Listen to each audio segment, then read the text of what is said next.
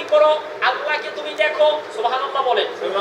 কিভাবে কিভাবে নামাজে দাঁড়িয়েছেন, মনে করতেছেন আপনি আল্লাহকে দেখতেছেন, আল্লাহ আপনার সামনে আছে। আল্লাহু আকবার বলেন। ফাইল্লাম তাকুন তারাহু ফাইন্নাহু ইয়ারাক। যদি তুমি আল্লাহকে না দেখো তাহলে মনে করবে তোমার আল্লাহ তোমাকে দেখতেছে। আল্লাহু আকবার বলেন।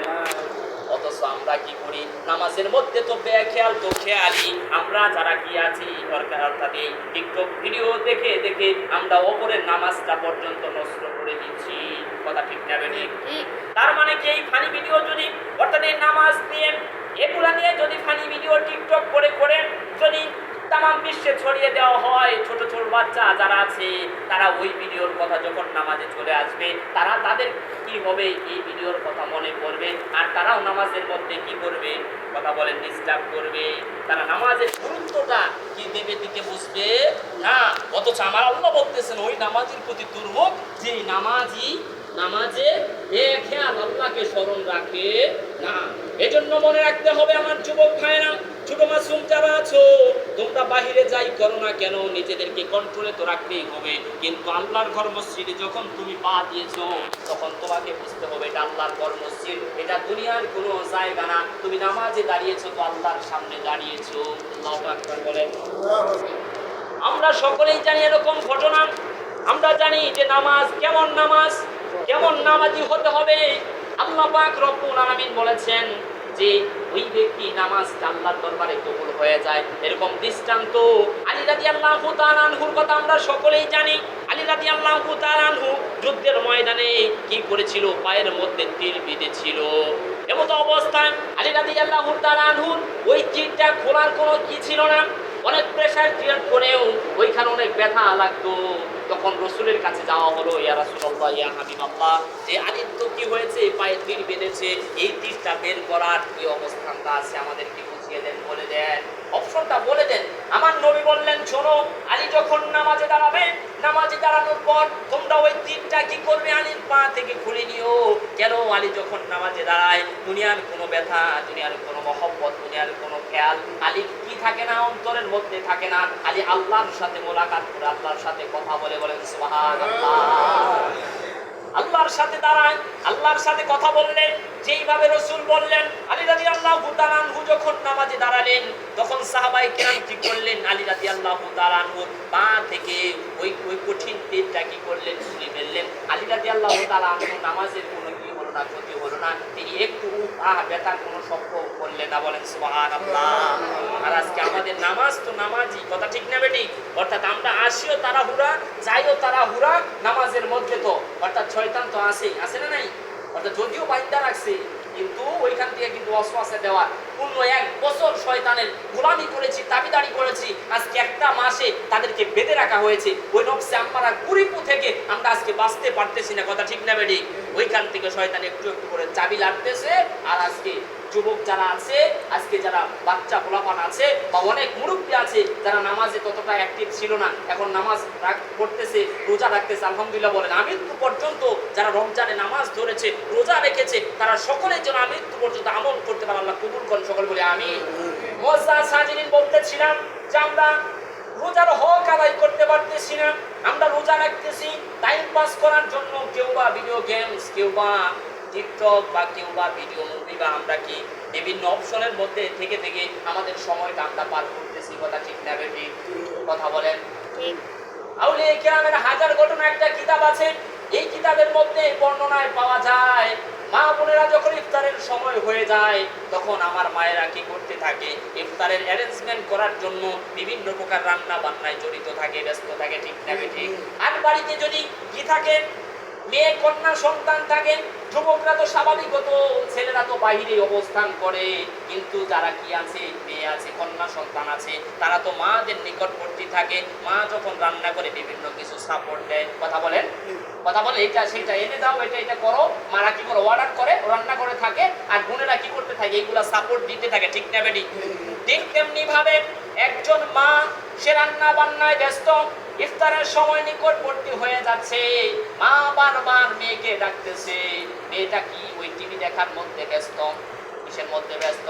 টিভি দেখতেছে। মা ডাকেন, একবার চান আবার যখন ঘরে এসে টিভি দেখে, সুন্দর সিরিয়াল চলতেছে টিভির মধ্যে দেখতেছে, আর মাটা যখন প্রয়োজন করে মেয়েকে ডাকে, এইভাবে একাধিকবার ডাকার পর মেয়েটা যখন কি হয়ে যায় যে ওই মুভির মধ্যে অথবা ওই সিরিয়ালের মধ্যে যেই ভিডিও হোক না কেন ওইটার প্রতি সে আকৃষ্ট হয়ে গেছে।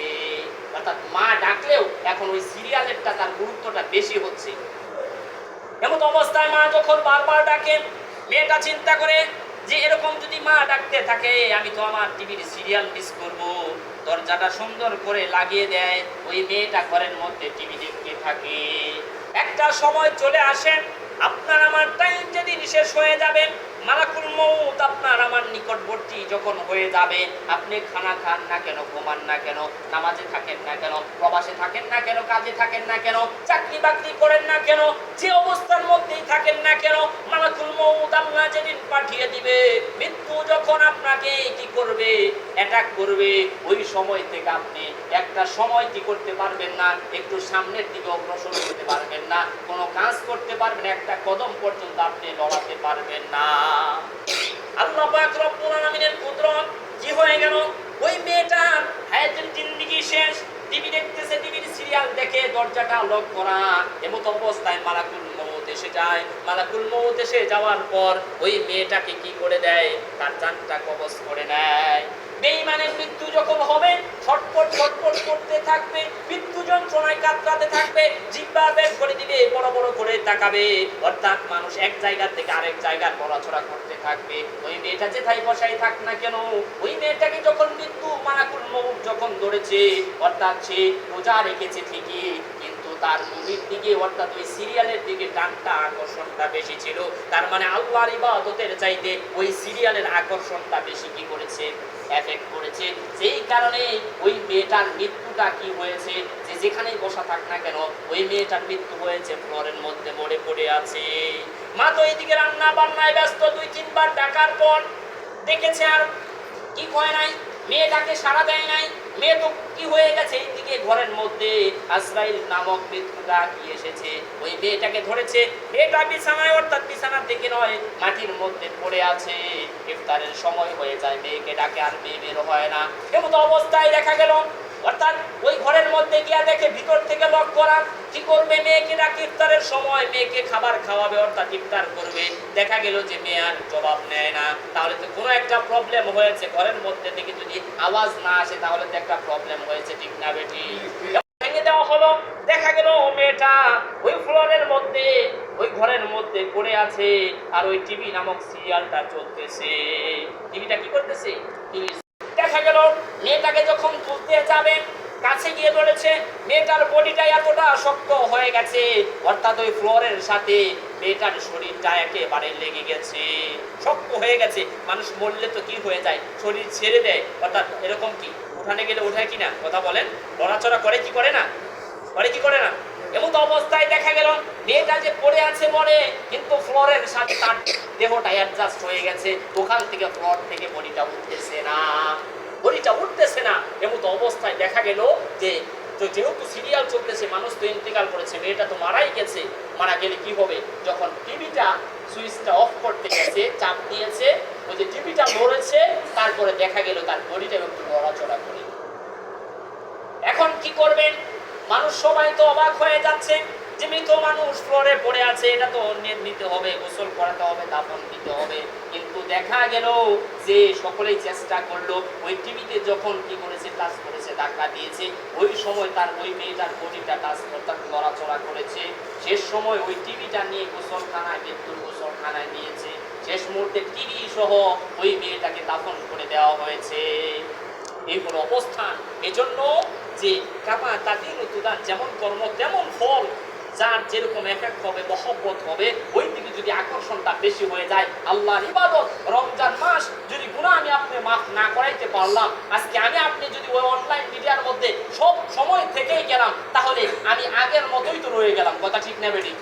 কথা বলেন, সব সময় উচিত তো ছিল, যুবক ভাইদের উচিত ছিল যারা কোরআন শিখে নাই, আজকে ক্লাস বা কলেজ ভার্সিটি অনেকের বন্ধ, স্কুলের ততটা ক্লাস হয় না, উচিতটা ছিল যে যে সময়টা সে আউটসাইডে দেবে, সেই সময়টা হুজুরের কাছে গিয়ে মসজিদে বসে কি করা উচিত ছিল, কোরআনটা শিক্ষা করা উচিত ছিল, বিভিন্ন মাসআলার বিষয়গুলা জেনে নেওয়া উচিত ছিল। কিন্তু আজকে আমার যুবক ভাইরা এতটাই এফেক্ট, হুজুর এতটা তাদেরকে রিকোয়েস্ট করে, এতটাই সুন্দরভাবে বলে বলে আনার জন্য চেষ্টা করে, কিন্তু তারা আজকে বেখেয়াল হয়ে যাচ্ছে। আজকে তারা এই কোরআন ছেড়ে দিয়ে আজকে তারা মোবাইলের নেশায় পড়ে গেছে। ঠিক না বেটি? এইগুলো আমাদের অবস্থান। আমার যুবক ভাইরা যারা আছেন, আপনাদেরকে আমি রিকোয়েস্ট করবো, যারা ছোট বাচ্চা আছো তাদেরকে বলবো যে নামাজে যেন কখনো কি না হয়, অর্থাৎ এই টিকটকের মতো তোমরা যদি ওটা দেখে দেখে করতে থাকো তাহলে তোমাদের উপর আল্লাহর গজব আসবে। আর এটা যদি হাসি তামাশা, আল্লাহ বলেছেন ফাওয়াইলুল লিল মুসাল্লিন, ওই নামাজের প্রতি দুর্ভোগ, ওই নামাজের আল্লাহর লানত ওই নামাজের প্রতি। যারা নামাজে বেখেয়াল, আজকে যারা এই অর্থাৎ এই নামাজের মধ্যে যারা টিকটক ক্রিয়েট করতেছে, এটা আপলোড দিচ্ছে, অর্থাৎ এটা দেখে দেখে যারা এই লাইনে আসতেছে সকলেই ওই একই গ্রুপের লোক হবে। আর আল্লাহ তাদেরকে এত কঠিন শাস্তি দিবেন এটা বলার কোনো অবকাশ নাই। মুআজ্জাজ হাজির মুহতারাম, রাসূলুল্লাহ সাল্লাল্লাহু আলাইহি ওয়াসাল্লাম, ওমর ইবনুল খাত্তাব থেকে হাদিস আসছে, ইয়াতাকিফুল আশরা শাহরুর রমাদান, আল্লাহ রাসূল সাল্লাল্লাহু আলাইহি ওয়াসাল্লাম কি করেছেন যে রমজান মাসের শেষ দশকে ইতিকাফ করেছেন।